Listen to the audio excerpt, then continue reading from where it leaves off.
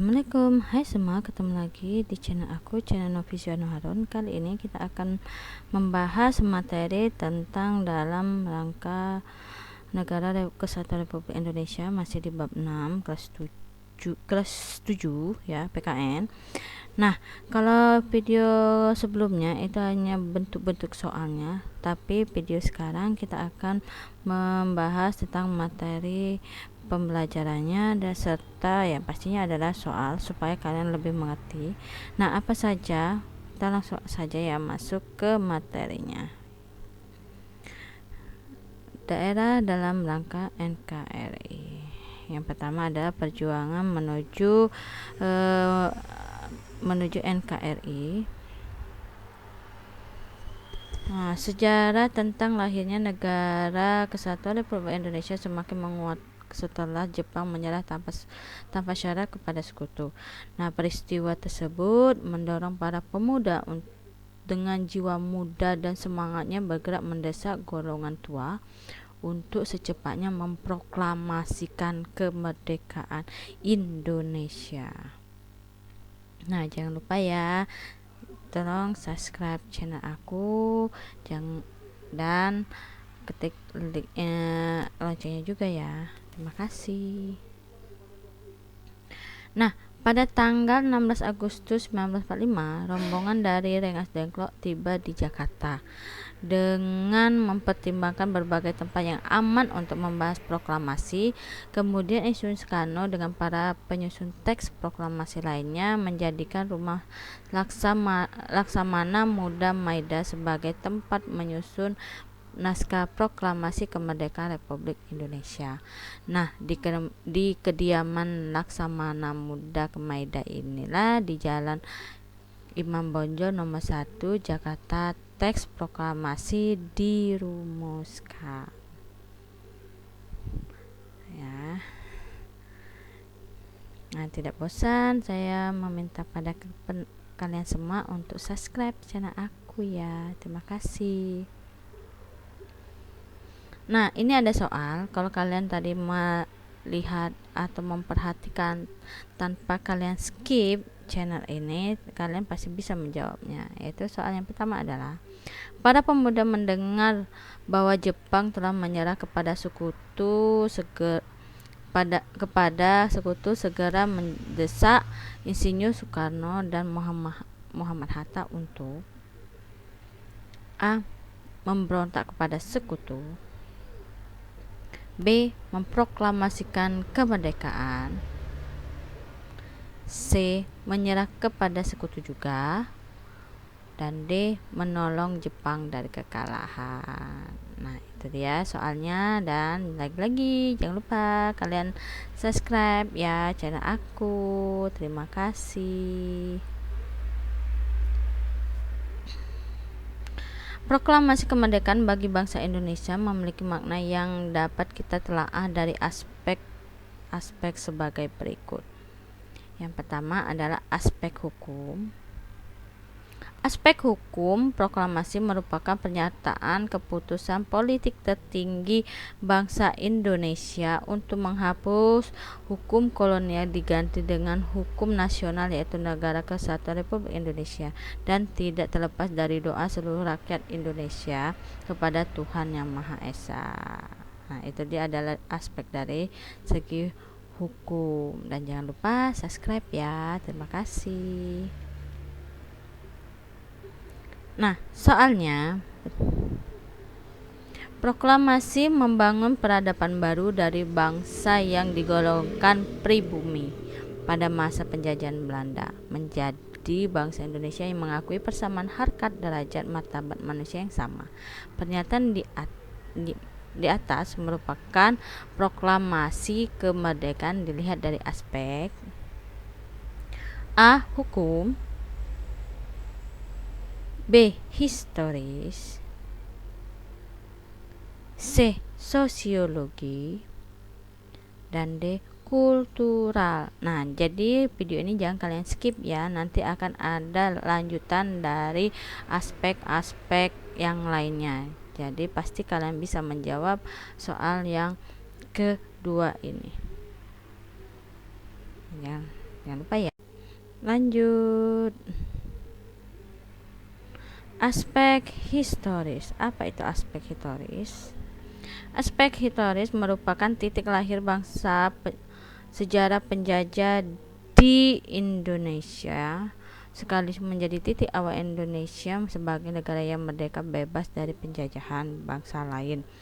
Sejarah membuktikan bangsa Indonesia mampu melawan dan mengusir penjajah walaupun dengan peralatan yang seadanya.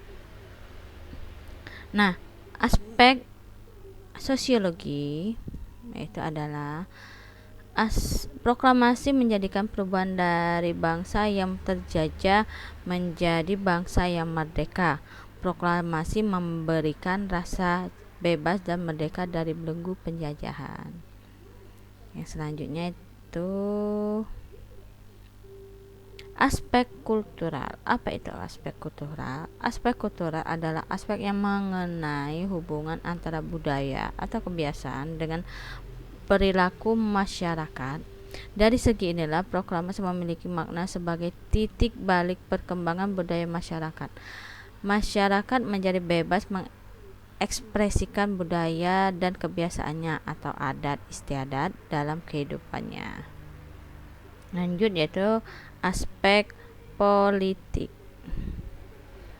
Apa aspek politik? Aspek historis, maaf ini salah tulis ya, itu yang ini bawahnya ya. Aspek politis yaitu proklamasi menyatakan Indonesia sebagai bangsa yang berdaulat dan mempunyai kedudukan sejajar dengan bangsa lain. Nah itu dia aspek politis ya. Jadi ini yang aspek historis ini ikut salah letak aja ya. Oke. Semoga tidak membuat kalian bingung ya. Oke, lanjut. Nah, ini adalah soal yang ketiga.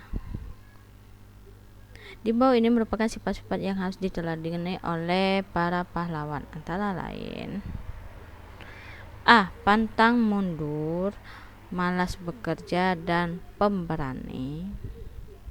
Semangat, malas dan cinta tanah air.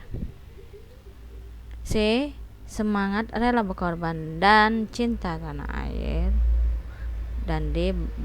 Pemberani, rajin dan suka melawan. Nah, kira-kira yang mana yang kita harus teladani dari para pahlawan yang telah membebaskan bangsa Indonesia dari penjajahan? Oke.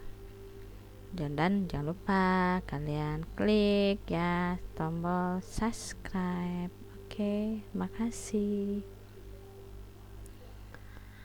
Nah, ini ada aspek spiritual. Apa itu aspek spiritual?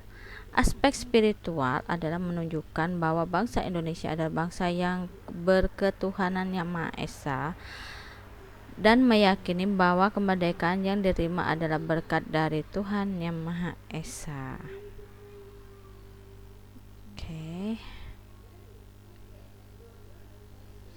Nah, yang kedua, kalau yang pertama tadi adalah menuju kemerdekaan, yang kedua ini adalah pengertian dari dalam kerangka NKRI. Apa itu?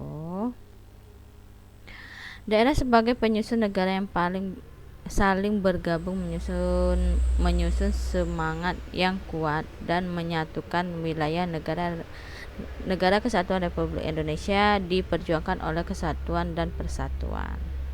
Ya, itu adalah pengertian dari daerah dalam kerangka NKRI. Nah, ada soalnya.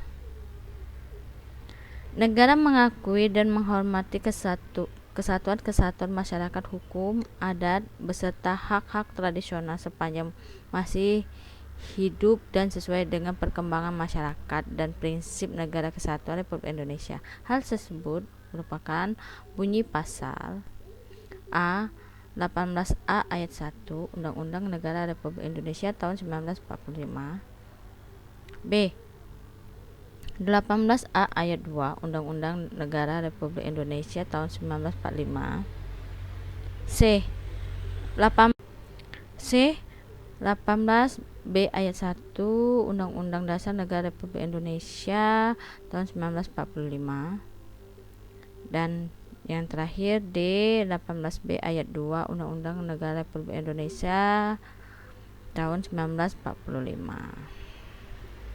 Oke, jangan lupa ya tekan subscribe.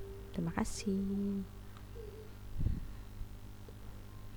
Nah, ada yang disebut dengan daerah otonomi. Apa sih itu daerah otonomi? Daerah otonom yang selanjutnya disebut dengan daerah adalah kesatuan masyarakat hukum yang mempunyai batas-batas wilayah yang berwenang mengatur dan mengurus urusan pemerintahan dan kepentingan masyarakat setempat menurut prakarsa sendiri berdasarkan aspirasi masyarakat dalam sistem negara kesatuan Republik Indonesia. Nah, itu adalah pengertian dari daerah otonom. Ya.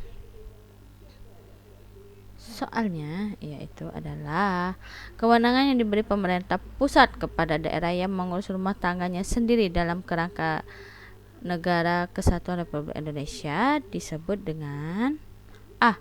Desentralisasi, B. Sentralisasi, C. Daerah otonom, otonomi daerah maksud kami, salah, maaf, dan D. Dekonsentrasi. Nah, itu adalah contoh dari materi bab 6 ini adalah part pertama, karena akan ada part kedua materinya ya. Nah, semoga ini bermanfaat untuk kalian dan berguna menjadikan pelajaran PKN ini lebih menyenangkan ya. Wassalamualaikum warahmatullahi wabarakatuh.